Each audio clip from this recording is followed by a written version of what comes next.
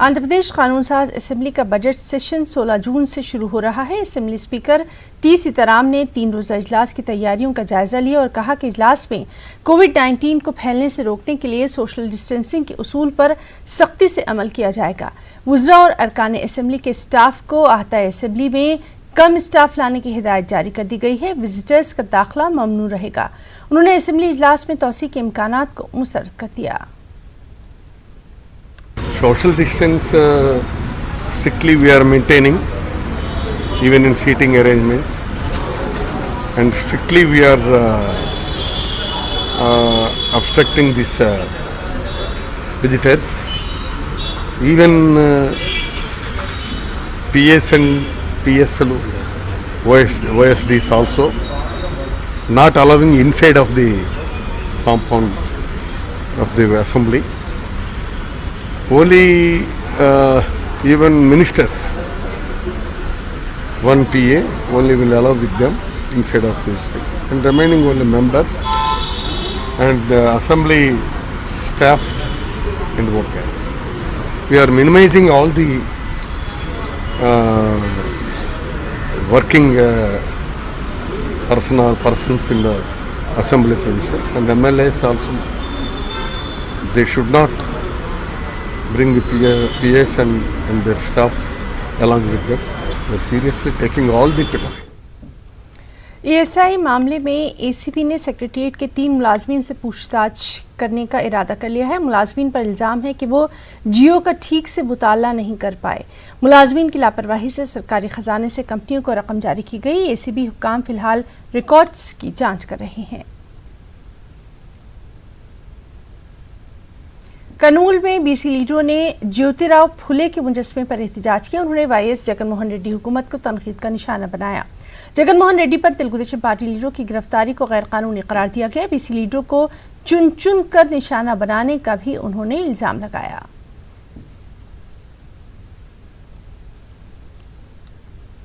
और अब बात आंध्र प्रदेश में कोरोना के कहर की। जहां गुज़िश्ता 24 घंटों के दौरान अब तक के सबसे ज्यादा मामले सामने आए हैं। रियासत में 294 कोरोना के नए मामलात सामने आए। इस तरह कोरोना के मुतासरीन की तादाद बढ़कर 6152 तक जा पहुंची है। गुज़िश्ता 24 घंटों के दौरान 15,633 नमूनों की जांच की गई है। रियासत में कोरोना के मकामी मामले 4,841 हैं। इसमें 2,733 डिस्चार्ज हो चुके हैं। 2,034 अफराद जेर इलाज है। मुल्क वबा ने 84 अफराद की जान ली है। वहीं जिला कर्नूल में कोरोना की सूरत हाल बिगड़ती जा रही है। जिले में कोविड-19 से अब तक 950 से ज्यादा अफराद मुतासिर हुए हैं। 640 अफराद सेहतयाब होकर घर भी लौटे हैं। मुल्क वबा ने जिले में अब तक 29 लोगों की जान ली है। कर्नूल में कोरोना की ताज़ा सूरत हाल का हमारे साथी सैयद कुदरतुल्लाह कादरी ने जायजा लिया। वायरस यहाँ पर थमने का नाम नहीं ले रहा। ये वबा पिछले 3 महीनों से ज़िला कर्नूल में कहर ढाई हुई है। कोरोना वायरस के अब तक 950 से ज़ायद मामले यहाँ पर दर्ज किए गए हैं। सबसे अच्छी बात यह है कि 650 के करीब मरीज़ जो कोरोना वायरस से मुतासिर हुए थे वो सेहतयाब होकर अपने अपने घर लौट चुके हैं। और इन कोरोना वायरस से मुतासरा अफराद 29 अफराद यहाँ पर कोरोना वायरस से मुतासर होकर अपनी जान दे बैठे हैं। और अगर एक्टिव केसेस की बात की जाए तो तकरीबन 200 के करीब यहाँ पर एक्टिव केसेस दिखे जा रहे हैं। जो कोरोना वायरस मुकामी कर्नूल में अपनी तबाही मचा रहा था, अब आदोनी डिवीज़न में ये अपनी तबाही मचा रहा है। 100 से ज़ायद मामले आदोनी डिवीज़न में अब तक दर्ज हुए हैं। आदोनी डिवीज़न में सिर्फ 15 दिन कबल से ये मामले दर्ज किए जा रहे थे, जो आज 105 का आंकड़ा पार कर चुकी है। यहाँ पर अगर आदोनी की बात की जाए तो आदोनी में अवाम बेहद खौफज़दा है। DSP और RDO ने मिलकर आदोनी में 7 दिन का लॉकडाउन का ऐलान किया है, जो आज से जारी है। वहाँ पर 7 दिन के लिए मुकम्मल लॉकडाउन रहेगा और रियायत सिर्फ सुबह 6 बजे से रात 9 बजे तक ही कारोबार की इजाज़त दी गई है। वो भी सिर्फ अशिया ज़रूरिया के कारोबार के लिए इजाज़त दी गई है। करनूल की अगर बात करें तो करनूल में 7 इलाकों में जो है कंटोनमेंट जोन जो है वहाँ पर मुकम्मल तौर पर लॉकडाउन जारी है, लेकिन सिर्फ अशियाए ज़रूरिया की ख़रीदो फ़रोख्त के लिए इजाज़त जारी है। Municipal commissioner Kurnool DK Balaji IAS अफसर ने बार बार अवाम से ये अपील की है कि वो गैर ज़रूरी तौर पर घरों के बाहर ना आएँ, अगर ज़रूरी है तो मास्क लगा कर निकलें, वरना 200 रुपये फ़ाइन भी जो है लगाया जा रहा है कि ये वबा कब करनूल में जो है ख़त्म होगी। न्यूज़ 18 उर्दू के लिए करनूल से वीडियो जर्नलिस्ट वजाहत के साथ सैयद कुदरतुल्लाह खदरी।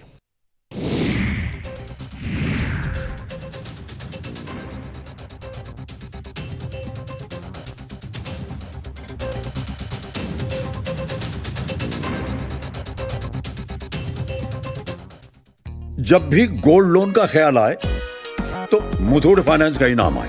कॉल कीजिए 1-800-313-1212।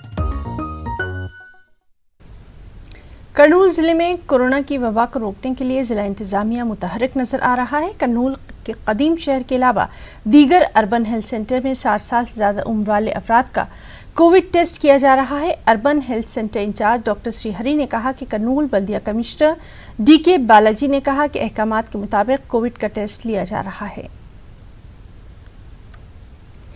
करनूल मेडिकल कॉलेज को नेशनल वायरोलॉजी लैब के क़याम की इजाज़त मिल गई है। बहुत जल्द करनूल में इस लैब का क़याम किया जाएगा। इससे करनूल और रायलसीमा इलाके के अलावा तेलंगाना कर्नाटक के अवाम को भी फ़ायदा पहुंचेगा। करनूल मेडिकल कॉलेज के प्रोफेसर डॉक्टर शंकर शर्मा और HOD माइक्रोबायोलॉजी डिपार्टमेंट और प्रिंसिपल ने कहा कि करनूल में लैब कायम होने से हेपेटाइटिस वायरस से मुतासर अफराद के इलाज में भी सहूलत होगी।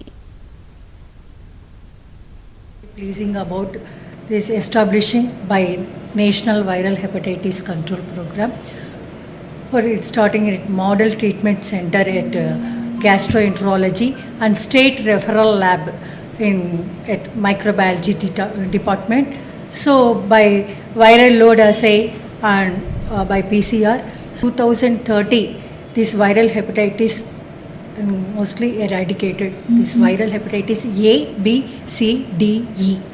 So this area has really benefited a lot because of this establishment of this center in future, because the hepatitis B and C viral hepatitis cases are very high in this area. So the provision of PCR like facilities and a lab and additional staff and a building, everything at this Kurnool center is really a boon for Rayalaseema and adjoining places of Telangana and Karnataka also. So we are going to establish in future with the help of central government. Compliment and congratulate both the Department of Gastroenterology headed by Dr. Shankar Sharma and Department of Microbiology Dr. Sureka and the team, because we are very fortunate to have our research lab particularly on the viral hepatitis. It goes a long way for अवामी मसाइल को हल करने के लिए मछलीपट्टनम में प्रजा दरबार का इफ्तिताह किया गया। रियासती वज़ीर ट्रांसपोर्ट नानी ने मछलीपट्टनम के वार्ड नंबर 33 में प्रजा दरबार और कॉल सेंटर का इफ्तिताह किया। YCP लीडर असगर ने प्रजा दरबार तैयार किया और कहा कि अवामी मसाइल को हल करने के लिए इस तरह की शुरुआत हर जगह की जानी चाहिए। చేసిన ప్రయత్నం ఈరోజు ఈ ఆఫీస్ ఓపెన్ చేసి కాల్ సెంటర్ ఆఫీస్ని ఓపెన్ చేసి ఆయన ప్రయత్నం చేయడం అనేది చాలా సాహసంతో కూడుకున్నటువంటి నిర్ణయం. ఒక ఫోన్ పెట్టేసేసి ఒక కాల్ సెంటర్ లాగా పెట్టి ఒక నంబర్ ఇచ్చి ప్రజలకి।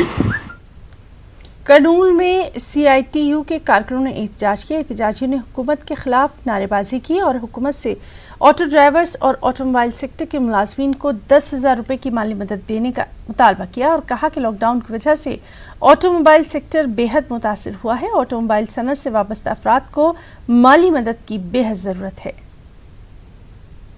आंध्र प्रदेश में तेलुगु देशम पार्टी के लीडरों पर केसेस दर्ज किए जा रहे हैं। मशरक़ी गोदावरी में SC/ST एट्रॉसिटी केस दर्ज किया गया। MLC वाई रामाकृष्णुडू, साबिक वजीर चन्नराज अप्पा, साबिक रुकन असम्बली अनंत लक्ष्मी पर मंजू प्रिया नामी खातून ने मामला दर्ज कराया। खातून ने इल्ज़ाम लगाया कि उनके शौहर राधा कृष्णा की तेलुगु देशम लीडरों ने दूसरी शादी कराने की कोशिश की। उन्होंने SC होने का ताना दिया जा रहा है।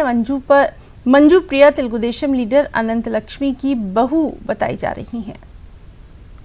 मगरबी गोदावरी पुलिस ने बिना कागजात की भारी मकदार में सोना चांदी मुंतकिल करने वालों को पुलिस के हिरासत में लिया। पुलिस ने गाड़ियों की जांच के दौरान 6 किलो चांदी, 166 ग्राम सोना, 2,95,000 रुपयों के साथ मोटरसाइकिल को जब्त किया। मामले की तफ्तीश जारी है।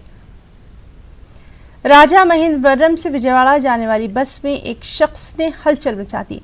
नशे में धुत एक शख्स ने बस के मुसाफरीन पर शीशे की बोतल से हमला किया। इस हमले में एक शख्स जख्मी हुआ। मुसाफरीन ने चीख पुकार शुरू की। ड्राइवर ने बस पुलिस स्टेशन की जानिब मोड़ दी।